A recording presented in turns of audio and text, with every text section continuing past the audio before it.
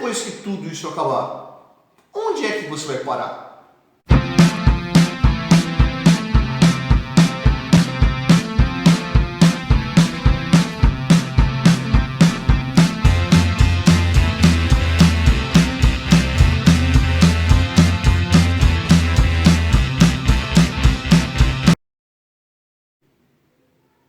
E a videoaula de hoje é sobre um fenômeno de longa duração.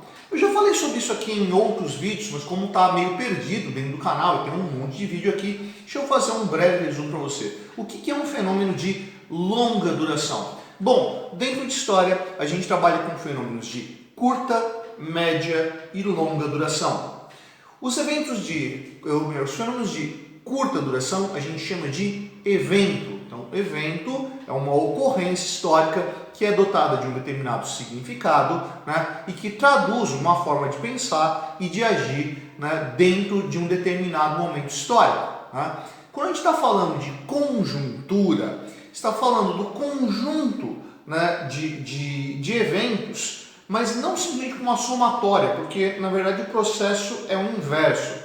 Não são os eventos que compõem a conjuntura, mas a conjuntura que permite com que os eventos ocorram. Então, dentro de uma determinada conjuntura, né, ocorrem eventos que se explicam pela sua conjuntura. E, geralmente, a gente trabalha ou com os fenômenos de curta ou de média duração.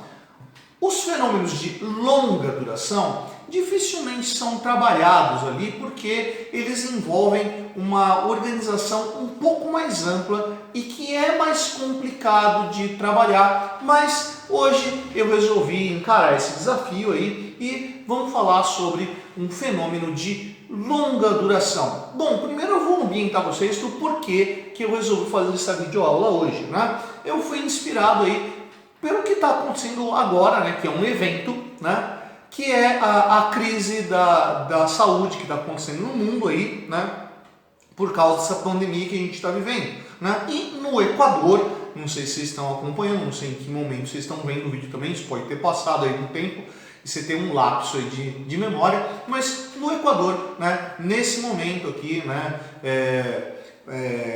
abril de 2020, né, está se tornando o epicentro da pandemia, né? E eles estão com um colapso no sistema funerário agora, porque eles não têm onde enterrar os mortos.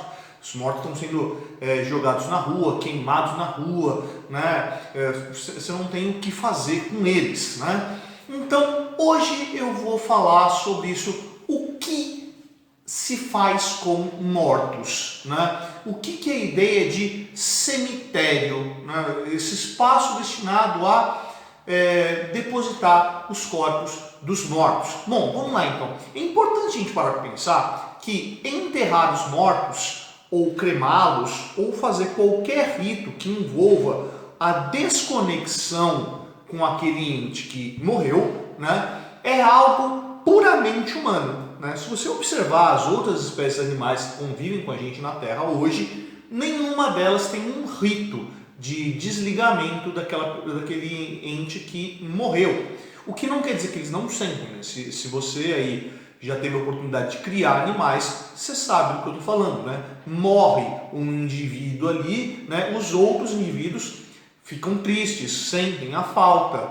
né? Mas eles não cumprem um rito funerário. Nós cumprimos. Né? Até onde a gente sabe, em todas as espécies que viveram na Terra, os únicos que cumpriram ritos funerários foram hominídeos. Né? E quando estou falando hominídeos, eu estou falando que não são apenas os Homo sapiens sapiens, a nossa espécie. Né? Mas sempre quem cumpriu o rito funerário pertenceu à espécie de Homo sapiens. Né? Por exemplo, o Homo sapiens neanderthalensis, ou homem de Neandertal, também cumpria ritos funerários. Então a gente tem acampamentos de neanderthalenses, né, onde existiam ali túmulos e que sobre os túmulos se depositavam frequentemente flores. Então você tem ali camadas de depósitos de flores, né, desses grupos de neanderthalenses. Né? Bom, vamos lá então.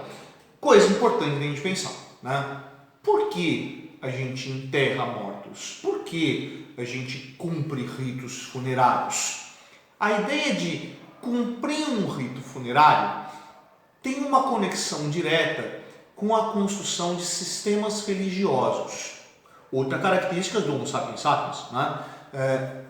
Até onde a gente sabe, o único ser que desenvolveu alguma estrutura religiosa foi a nossa espécie, o Homo sapiens sapiens, né? Então, nós somos os únicos que construímos estruturas que nos permitiram estabelecer algum rito religioso, né? Bom, mas e pessoa que tem religião não enterra os mortos?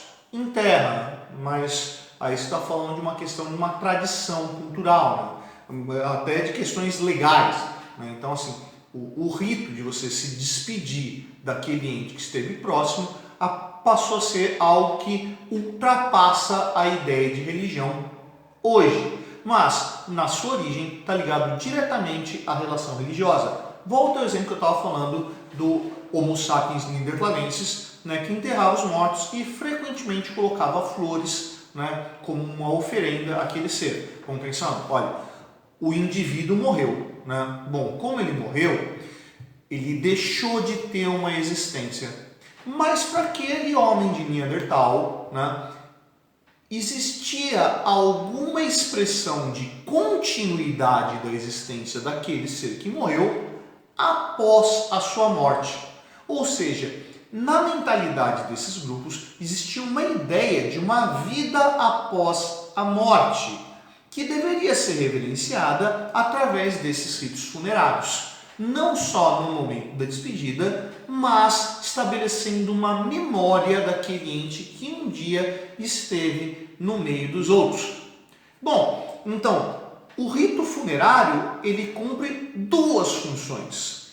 Essa função que é religiosa, né, que está ligado à passagem desse indivíduo para um outro plano de existência, né, algo que não pode ser comprovado materialmente e que, portanto, tem a ver com uma questão que é religiosa, né?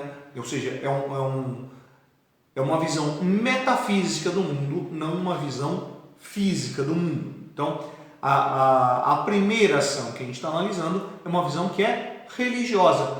Mas existe uma outra questão que essa é muito mais material, que é a ideia de memória. Você existe a partir da memória que você deixa, né?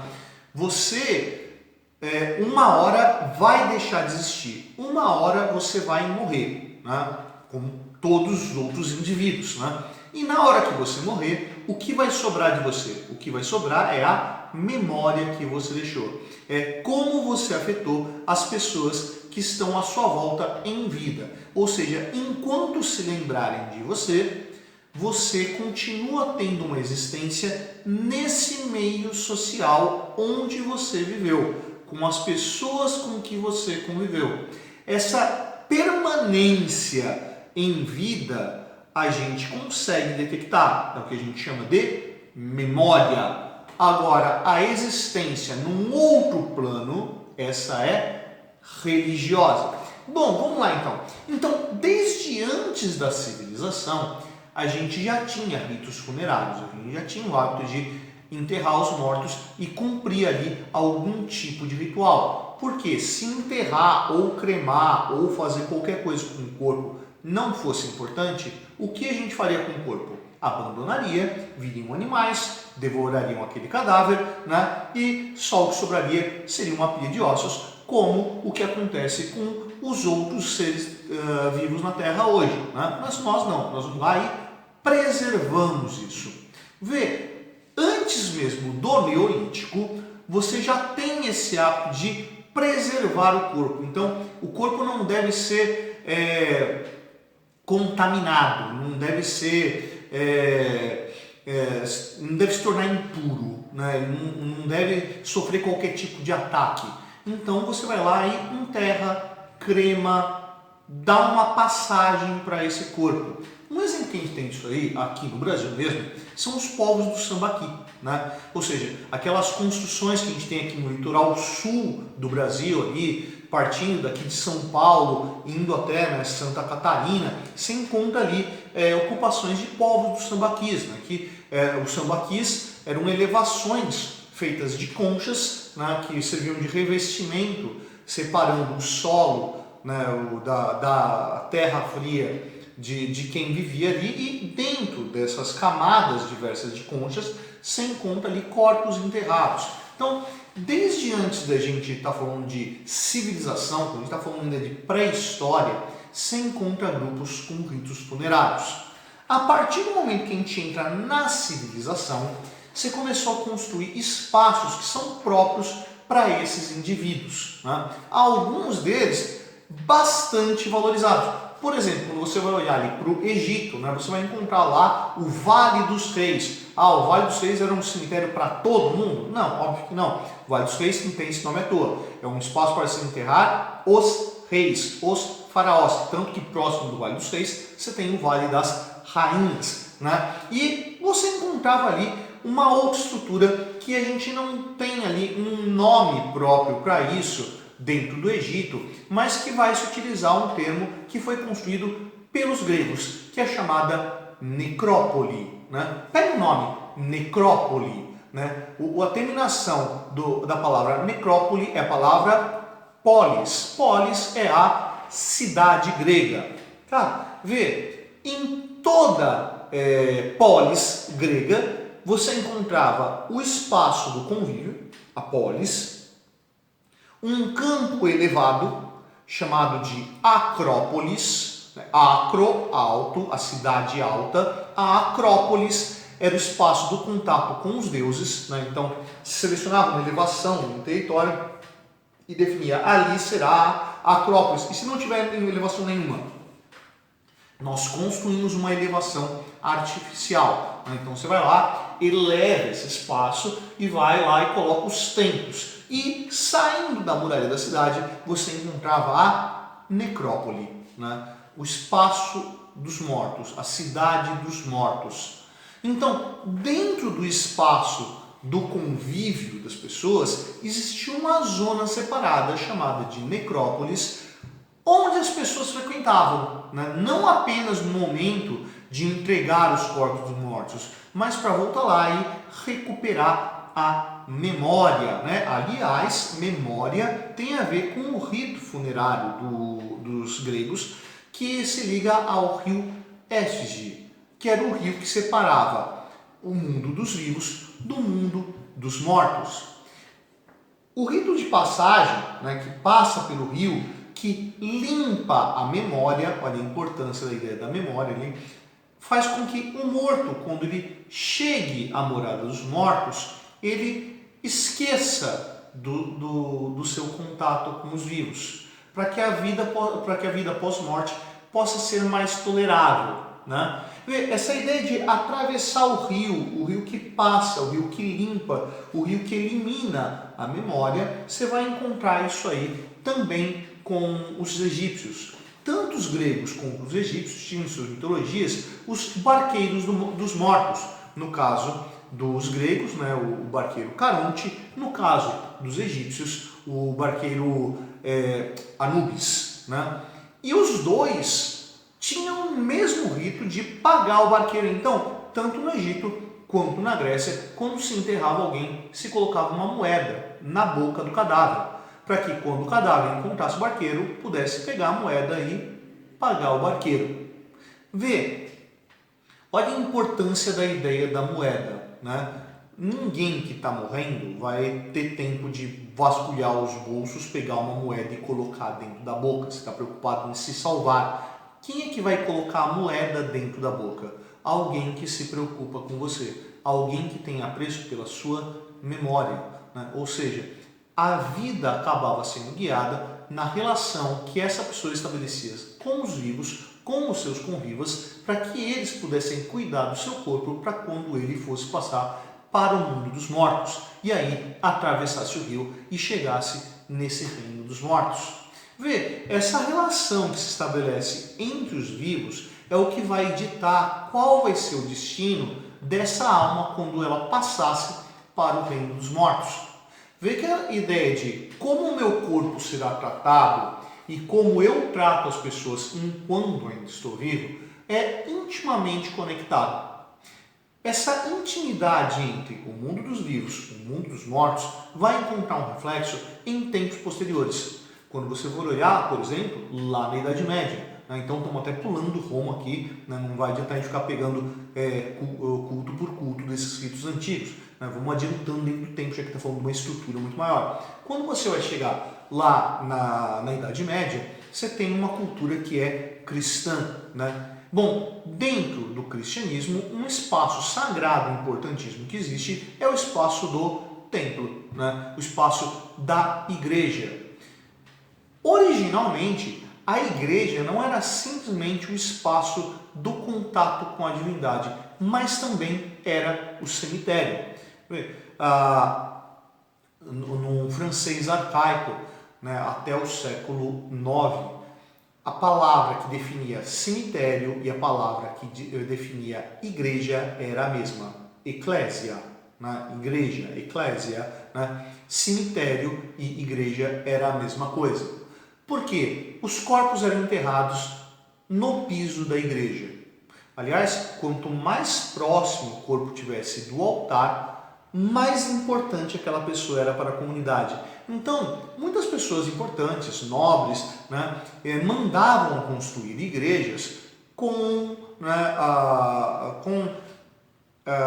recursos próprios, né, mas na intenção de que, ao pagar para construir a igreja, ele tivesse garantido um túmulo na cara do altar-mor. Né, que seu corpo fosse enterrado ali. Porque quando a pessoa entrava para rezar na igreja, ela rezava ali, aproveitava, já rezava para aquele corpo que estava embaixo dela, né, e ganhava pontos com a divindade nessa aí. Bom, então quanto mais próximo do altar, maior chance que o cara tinha de receber as orações das pessoas que frequentavam a igreja. Né? Obviamente que o espaço da igreja estava sendo limitado, né? Então o espaço do cemitério começou a ganhar novos territórios e acabou virando ali o chamado Campo Santo. Né? O Campo Santo acaba sendo um território ao lado ou atrás da igreja onde se enterravam os mortos. Né?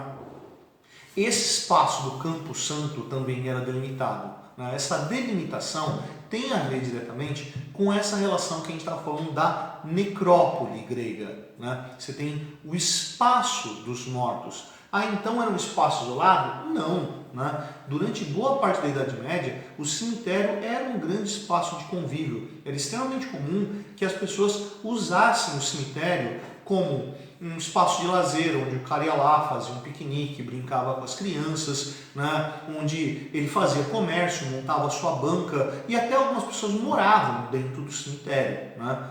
Bom, então o túmulo ali, ele era esse espaço inviolável? Não, nem tanto. Aliás, muitas vezes o túmulo era revolvido para ser trocado e colocado novas pessoas, o que deixava exposto ali uma série de corpos em determinados momentos da manutenção do cemitério. O que não era problema para as pessoas, porque a relação entre vida e morte era algo extremamente próximo para os homens da Idade Média. Tanto que a relação entre vida e morte se dava por uma série de atos que ligavam essa passagem para o mundo dos mortos, que era chamada de ars moriendi, né? Ou a arte do bem morrer, o como morrer decentemente.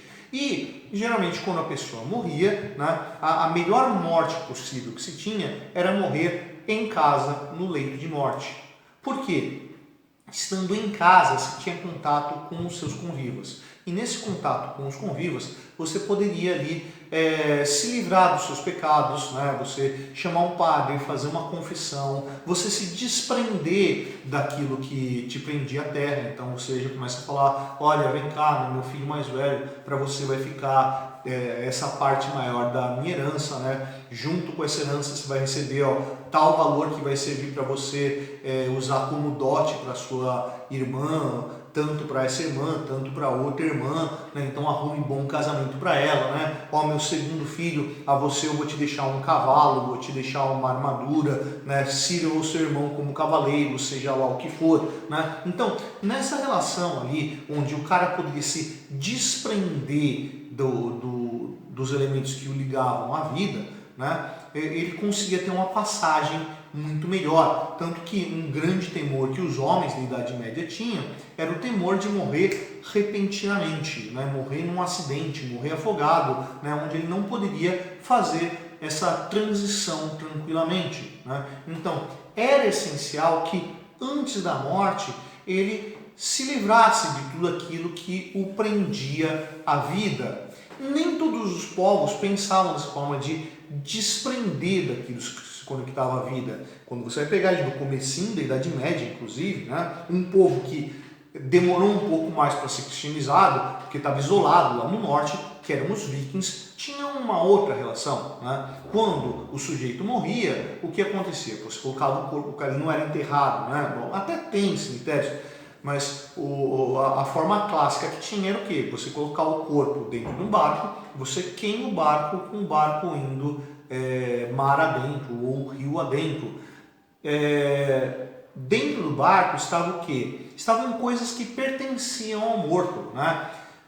Joias, né? Objetos de uso pessoal, armas. Com o passar do tempo, os próprios vikings vão passar por um processo de transformação disso aí. Então, essa pira funerária que era o barco vai passar a ser uma pira funerária no próprio cemitério. Você vai encontrar então cemitérios, né, onde você colocava o sujeito numa pira funerária em forma de barco, né, queimava o corpo, despejava as cinzas lá dentro e junto das cinzas todos esses objetos que eram queimados junto e ele era enterrado junto daquelas coisas que conectava ele aos vivos. Percebe que tanto num sinal quanto no outro, mesmo da conexão ou da desconexão, você ainda mantém uma relação que é com as pessoas à sua volta, com as pessoas com quem você convive. Essa relação de estabelecer o que me liga e o que me desliga na passagem da morte cumpre rituais que garantem para esse sujeito que ele morra bem. Aliás, um dos grandes dramas que você encontra dentro da sociedade contemporânea na relação da morte é que você não tem ritos de bem morrer como as Ars Moriendi, né? A falta desses ritos de bem morrer acabou gerando algumas relações de afastamento da morte. Tanto que hoje, né, a forma mais comum que você tem da morte das pessoas é uma morte estéril, uma morte isolada. O cara vai definhando, vai para um hospital e lá se atesta o óbito do cara e ninguém vê morrendo, né? Então, essa morte isolada acaba gerando algumas complicações na relação social, né, dos vivos com aqueles que se vão. Então, você percebe que hoje a morte acaba sendo muito mais traumática do que era em outros momentos, dado esse isolamento da morte, né, em relação às pessoas que permanecem em vida. Esses ritos de passagem são extremamente importantes, né? Tanto que existe um problema que acaba rolando com determinados ritos de passagem, chamado de luto em suspenso, né? Que é bastante comum você encontrar em grandes catástrofes. Tipo, olha, caiu um avião, né? O avião caiu no meio da floresta. Vai demorar alguns dias para a gente conseguir chegar aos corpos. E já falo corpos porque até conseguir chegar lá, você não vai dar chance de salvar ninguém. Então, para as pessoas que estão vivas, que conviviam com aqueles que caíram no avião, eles estão num luto em suspenso. Porque você não pode cumprir o ritual de despedida da alma, né, sem que o corpo chegue. Né? Não é como, por exemplo, afundou um navio, aí você faz um enterro ritualístico, você bota um caixão vazio com coisas que a pessoa gostava lá e cumpre o rito. Não, você tem que esperar achar o corpo, trazer o corpo e aí cumprir o rito. Né? Tudo isso aí acaba gerando um momento de suspensão entre as pessoas que estão sofrendo naquele momento, né, e que não podem se despedir. Essa desconexão que a gente sofre hoje e que a crise da saúde que a gente está passando hoje aí agravou, acabou gerando um conflito que ele passa, inclusive, por essas questões religiosas que conectam a esse primeiro ponto que eu comecei a falar da morte. Né? o bem morrer acaba sendo algo extremamente importante para a gente, mesmo para aqueles que não cumprem nenhum rito religioso, mesmo para aqueles que não acreditam numa existência após a morte. A relação de despedida e de desconexão acaba sendo extremamente importante, e se não for cumprida plenamente, isso gera problemas para o convívio das pessoas que ficaram. Eu sei que o tema hoje foi meio técnico, mas é importante a gente perceber na transcrição, né, no decorrer do tempo, o quanto essa relação de conexão e desconexão entre vivos e mortos, né, teve uma longa duração e permaneceu por um vasto tempo. E aí, cara, você curtiu o vídeo de hoje? Você curtiu? Vai lá embaixo, não curtiu, não curtiu, vai lá embaixo, vamos discutir. Essa é a Projeto Cetone, eu sou o professor Fábio, você não é nego, você deveria estar estudando.